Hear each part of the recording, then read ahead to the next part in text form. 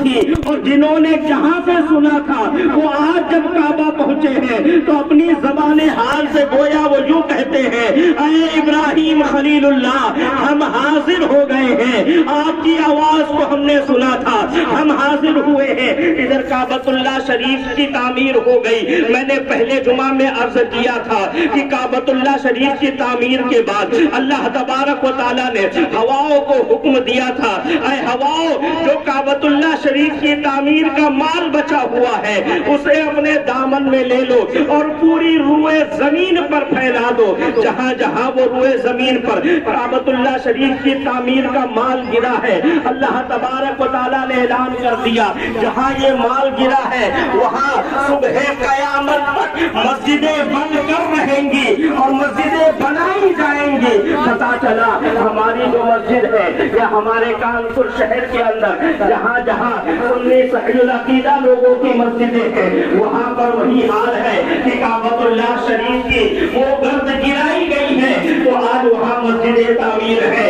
اور پھر اس کے بعد حضرت ابراہیم خلیل اللہ نے عبادت کا ایک ذوق ڈالا اور پھر جب تعمیر کر رہے تھے آپ کی مسجد میں تعمیری کام چالو ہے۔ یہ بات میں عرض کر دوں تاکہ آپ کو پتہ چل جائے کہ یہ تعمیری کام ہوتا کیا ہے اور اس کی فضیلتیں کیا ہے۔ حضرت ابراہیم خلیل اللہ نے جب کعبۃ اللہ شریف تعمیر کیا اور تعمیر کرتے کرتے جب تک تعمیر کیا تب تک انہوں نے دعا مانگی، ربنا وبعث فیہم رسولا، اے اللہ تبارک و تعالی یہاں رسول مبعوث فرما دے، یہاں رسول پیدا فرما دے۔ یہ دعا کرتے رہے حضرت ابراہیم اور حضرت ابراہیم کی یہ دعا قبول ہوئی۔ مفسرین کہتے ہیں جس وقت کعبہ کی تعمیر ہو رہی تھی اور کعبہ کی تعمیری کام کے وقت ابراہیم خلیل اللہ نے دعا مانگی تو اللہ نے ان کی دعا کو قبول کی اور پھر کعبہ کے بچے ہوئے سامان کو اللہ نے پوری روئے زمین پر بکھیرا ہے اور پھر جہاں جہاں مسجدیں بنیں گی وہ کعبۃ اللہ شریف کے لیے بنیں گی، کعبۃ اللہ شریف کی اس گرد پر بنیں گی۔ تو مفسرین کہتے ہیں جیسے ابراہیم خلیل اللہ کی دعا قبول ہوئی اسی طریقے سے جس علاقے میں مسجدیں بن رہی ہو اس مسجد کی تعمیری کام میں حصہ لے کر آپ اپنے دل سے اپنے لیے دعا کریں۔ یہ قبولیت کا وقت ہے، اللہ تمہاری دعا کو قبول فرمائے گا، تمہاری دعا سند کے ساتھ قبول ہوگی۔ یہ قبولیت کا وقت ہے۔ اور پھر اس کے بعد چونکہ وقت زیادہ نہیں ہے کچھ لوگ میرے پاس آئے تھے اور ان کا کہنا تھا کہ یہ قبرستان کے اندر کی مسجد ہے، یہ بات واضح کرنا بہت ضروری ہے۔ لوگوں نے کہا قبرستان کے اندر کی مسجد ہے اس لیے یہاں مسجد بنانا جائز نہیں ہے۔ میں نے کہا بات آپ کی صحیح ہے، میں یہ نہیں کہتا کہ انہوں نے سوال کیا یا تنقید کیا، نہیں، ان کا شکریہ ہے، ان کا احسان ہے ان پر کہ انہوں نے سوال کیا۔ سوال نہ کرتے تو آج میں بیان نہ کر رہا ہوتا اور بیان نہ کر رہا ہوتا تو لوگوں کو اس مسئلے کی خبر بھی نہ ہوگی۔ انہوں نے سوال کیا کہ یہاں مسجد بنانا جائز نہیں ہے قبرستان میں، اور یہ بات حق ہے، قبرستان میں مسجد بنانا جائز نہیں ہے۔ اگر کوئی بناتا ہے تو اس مسجد کو ڈھا دینے کا حکم ہے، لیکن ہماری مسجد قبرستان کے اندر ہے اور قبرستان بھی بڑا پرانا ہے، تو اس مسئلے میں نے کئی ایک کتابوں کی طرف رجوع کیا، ساتھ ہی ساتھ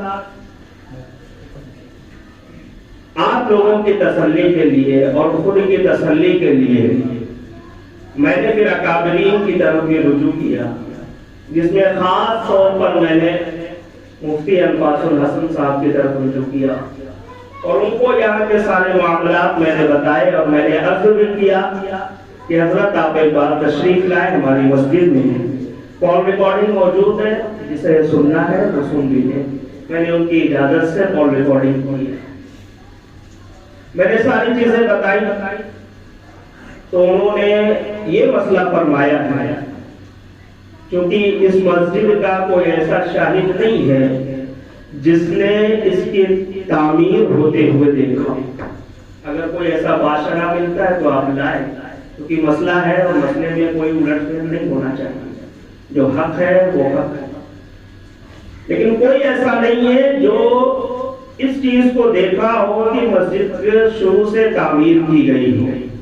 تقریباً جتنے لوگ ہیں سبوں کا یہی کہنا ہے۔ میں نے 80 سال کی عمر کے لوگوں کے لیے بھی لوگوں سے سنا، دریافت کیا، پوچھا، تو پتہ یہ چلا کہ میں نے جب سے ہم بچے تھے یہاں کھیلتے تھے تب سے ہم دیکھ رہے مسجد ہے، اور پھر 80 سال کی جن کی عمر ہے ان کا کہنا ہے کہ ہمارے دادا بھی یہاں نماز پڑھا کرتے تھے۔ اس سے پتہ چلا کہ یہ مسجد تقریباً 1 صدی پرانی، 100 سال پرانی مسجد ہے۔ میں نے یہ بات حضرت کو بتائی، واضح طور پر بتائی، تو حضرت نے یہ فرمایا کہ دیکھیں مسئلہ یہ ہوتا ہے، اس میں عدم جواز کا کوئی مسئلہ نکل کر نہیں آتا۔ مسئلہ یہ ہوتا ہے کہ جب کسی نے دیکھا ہو کہ یہ قبرستان تھا اور یہاں مسجد قبرستان کی زمین پر بنائی جا رہی ہے تب اسے ڈھانے کا حکم ہوگا، لیکن یہاں کسی نے دیکھا بھی نہیں ہے، اور یہ مسجد تقریباً لوگوں کے گواہی پر 100 سال پرانی ہے، اور قبرستان بھی ہمارا پرانا ہے، ساتھ ہی ساتھ قبرستان پرانا، مسجد پرانی۔ تو پہلے یہ ہوتا تھا، حضرت نے فرمایا کہ اکثر لوگ قبرستان کے لیے جگہ وقف کرتے تھے اور پھر اس کے بعد وہ اپنی بھی قبر کے لیے جگہ بچا کر رکھتے تھے، اور ساتھ ہی ساتھ لوگوں کو قبرستان آنے کے بعد کوئی دقتیں نہ ہوں اس کے لیے وہ مسجد کی زمین بھی چھوڑا کرتے تھے۔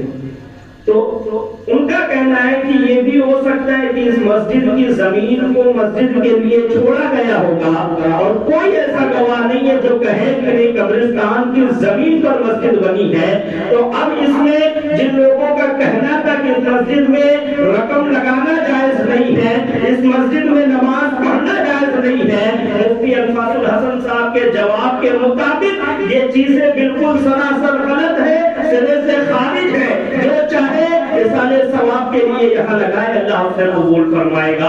اور مسجدوں کی ایک روایت اور پیش کر لوں میں، مسجدیں صرف ہمارے اور تمہارے بنانے سے نہیں بنتی، بلکہ یہ تو فیصلہ ہو چکا ہے کہ مسجد بنائی جائے گی۔ سرکار سیدنا غوث اعظم کے تعلق سے کشف المحدود شریف میں یہ روایت موجود ہے۔ سرکار سیدنا غوث اعظم گئے حج کے لیے، اور جب وہاں پہنچے تو مفتی اعظم مکہ سے ملاقات ہوئی۔ مفتی اعظم مکہ نے اپنے آپ کو سوچا میں مفتی اعظم مکہ ہوں، اور آنے والا جو شخص دکھ رہا ہے اس کے پیچھے کئی شاگرد نظر آ رہے ہیں، ہو سکتا ہے یہ کوئی بہت بڑا عالم دین ہو۔ جا کر انہوں نے پوچھا آپ کون ہے؟ سرکار سیدنا غوث اعظم نے دیکھا کہ سامنے سے سوال ہو رہا ہے آپ کون ہیں، سمجھ گئے کہ یہ اپنا علم بتانے کے لیے آئے ہیں۔ مفتی اعظم مکہ سے انہوں نے پوچھا، سرکار غوث اعظم نے فرمایا میں عبد القادر جیلانی ہوں، بغداد سے آیا ہوں۔ مفتی اعظم مکہ فرماتے ہیں میں دیکھ رہا ہوں آپ کے ساتھ تقریباً 40,000 لوگوں کی جماعت موجود ہے، کیا آپ کوئی بڑے شیخ ہیں، کیا آپ کوئی بڑے پیر ہیں؟ سرکار غوث اعظم نے فرمایا نہیں، میں اپنے نانا کا فقیر ہوں، میں اپنے نانا کا غلام ہوں۔ اب ادھر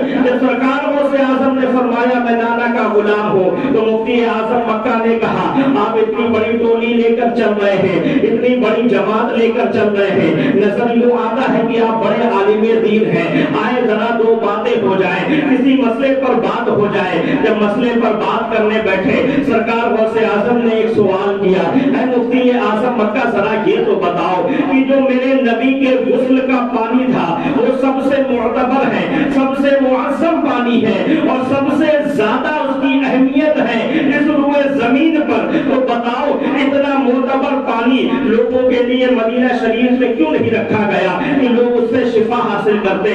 بتاؤ اتنا معظم پانی گیا کہاں؟ اب مفتی اعظم مکہ اپنے دائیں بائیں جاگنے لگے، بہت دیر تک سوچا، اور سوچنے کے بعد وقت مانگا کہ کل صبح فجر کے بعد میں اس مسئلے پر آپ سے بات کروں گا، میں اس کا جواب آپ کو فجر کے بعد دوں گا۔ مفتی اعظم مکہ اپنے روم میں جاتے ہیں، ساری رات لائبریری کی تمام کتابوں کو چھانتے ہیں کہ اس کا جواب تلاش کر لیا جائے، جواب تلاش کر لیا جائے۔ آخر میں آخری پہر میں مفتی اعظم مکہ کو نیند آتی ہے، اپنے بستر پر لیٹتے ہیں اور عرض کرتے ہیں یا رسول اللہ، اے مدینے والے آپ ہی کرم فرما دیں، مدینے والے آپ ہی کرم فرمائے، یہ آپ کا غلام آج حاضر ہے، آپ کرم مل رہا ہے، دعا کر کے سوئے، رات میں ان کے دل کی نگاہیں کھلتی ہے، مقدر چمکتا ہے، مقدر جب چمکتا ہے تو خواب دیکھتے ہیں، ایک سفید پوش میرے خواب میں آ رہے ہیں، چہرہ بڑا نورانی ہے، اور پھر میں نے ان سے پوچھا کہ آپ کون ہیں؟ تو انہوں نے کہا میں محمد رسول اللہ ہوں، میں مفتی اعظم مکہ، میں تمہارا نبی ہوں۔ میں نے دیکھا، مفتی اعظم مکہ کہتے ہیں میں نے دیکھا، انہوں نے بتایا میں تمہارا نبی ہوں، لیکن ان کے چہرے پر نور اتنا تھا کہ وہ ان کے چہرے کے نور کی وجہ سے ان کے بغل میں جو شخص آیا تھا اسے میں دیکھ نہیں پا رہا تھا، اس کی شکل نہیں دیکھ پا رہا تھا، لیکن میں نے آقا سے عرض کیا یا رسول اللہ میں فلاں مسئلے میں پھنس گیا ہوں، بتائیں اس کا جواب کیا ہے، میری رہنمائی فرمائیں۔ کہتے ہیں آقا صلی اللہ علیہ وسلم نے فرمایا یہ جو میرے بغل میں ہے نا یہ تمہیں بتائے گا کہ میرے غسل کا پانی ہوا کیا، میرے غسل کا پانی کہاں گیا، میرے غسل کے پانی کو کہاں صرف کیا گیا۔ کہتے ہیں انہوں نے بتایا، پھر صبح میں بڑے جوش و خروش کے ساتھ شیخ عبد القادر جیلانی کا انتظار کرنے لگا کہ اب وہ آئے اور آئے تو مجھ سے سوال کرے تو میں انہیں جواب دوں، میں انہیں بتاؤں کہ میرے آقا کے غسل کا پانی کہاں گیا۔ لیکن جب میرے آقا غوث اعظم تشریف لاتے ہیں تو غوث اعظم یوں نظر آتے ہیں جیسے وہ مسئلہ میرے آقا بھول گئے ہو۔ غوث اعظم نے دوسرے مسئلوں پر بات کی، مفتی اعظم مکہ بار بار چاہتے ہیں کہ وہ مسئلہ پوچھے تو میں جواب دوں، وہ بات کرے تو میں جواب دوں، لیکن غوث اعظم انہیں گھمائے جا رہے ہیں، دوسری باتوں میں لگائے ہوئے ہیں، دوسری باتوں میں وقت صرف ہو رہا ہے۔ ادھر میں جب رہا نہیں گیا مفتی اعظم مکہ سے تو انہوں نے کہا اے غوث اے شیخ عبد القادر جیلانی سنے کل جو سوال تھا نا اس پر بات کرتے ہیں تھوڑی، اس پر بات کرتے ہیں تھوڑی۔ اب دیکھیں اپنے غوث کی شان دیکھیں، غوث اعظم فرماتے ہیں اے مفتی اعظم مکہ اس پر تم بات کرو گے یا میں بات کروں، اسے تم بتاؤ گے یا میں بتاؤں۔ مفتی اعظم مکہ کہتے ہیں اگر آپ بتا دیں تو زیادہ اچھا ہوگا۔ مفتی اعظم مکہ کا اتنا کہنا تھا، میرے آقا غوث اعظم نے فرمایا مفتی اعظم مکہ کل تم آخری رات آخری پہر میں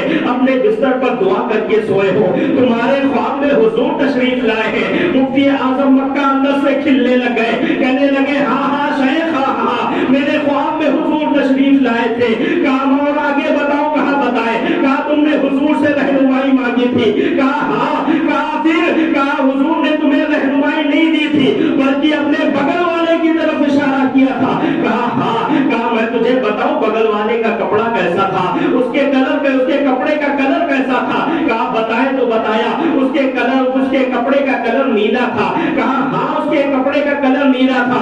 کہا تم نے اسے پہچانا؟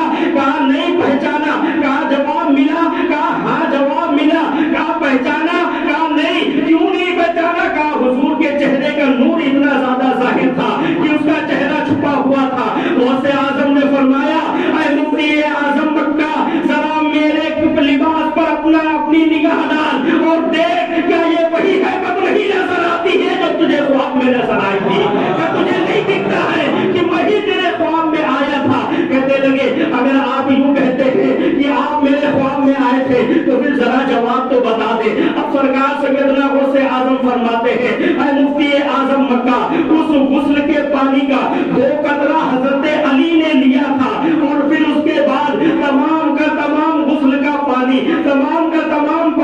اللہ نے بادلوں کو حکم دے کر بادلوں میں اٹھا لیا اور اللہ نے اس غسل کے پانی کو پورے روئے زمین پر برسایا اور برسانے کے بعد یہ اعلان کر دیا جہاں جہاں یہ بادل برسا ہے وہاں وہاں میرا گھر تعمیر ہو جائے گا، جہاں جہاں بادل برسائے جائے وہی اللہ کے گھر کی تعمیر کی گئی ہے۔ اب آپ اندازہ لگائیں آپ کا محلہ یہ وہ محلہ ہے جہاں کعبۃ اللہ شریف کی گرد بھی پڑی ہوئی ہے، جہاں میرے آقا کے غسل کے پانی بھی پڑے ہوئے ہیں، اس کی چھٹاون بھی پڑی ہوئی ہے۔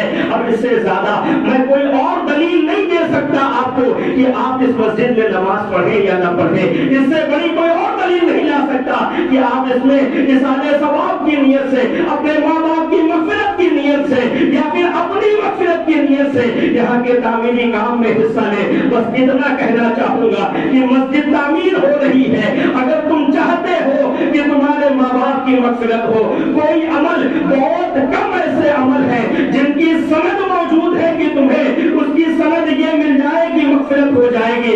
اس میں سے ایک یہ ہے اللہ کا گھر. میرے آقا نے فرمایا جب تم جنت کے بغل سے گزرا کرو تو وہاں کچھ تناول فرما لیا کرو. صحابہ کرام عرض کرتے ہیں یا رسول اللہ جنت کے بغل سے ہمارا گزرنا کہاں ہوتا ہے؟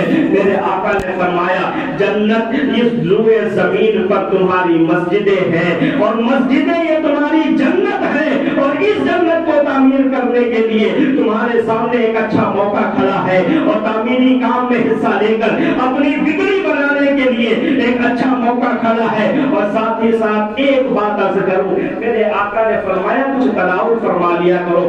عربی زبان میں اس کا معنی ہوتا ہے کچھ چب لیا کرو. کچھ چب لیا کرو کا معنی جب لوگوں نے مفسرین نے اور محدثین نے لکھا تو یہ لکھا کہ جب جنت کے بغل سے گزرا کرو تو میرے آقا یوں فرماتے 2 رکعت نفل نماز پڑھ لیا کرو. 2 رکعت نفل نماز پڑھنے کے لیے میرے آقا نے کیوں فرمایا؟ وہ اس لیے تاکہ تم اپنی مسجدوں کو آباد کر لو. تمہاری مسجدیں آباد ہو جائیں گی.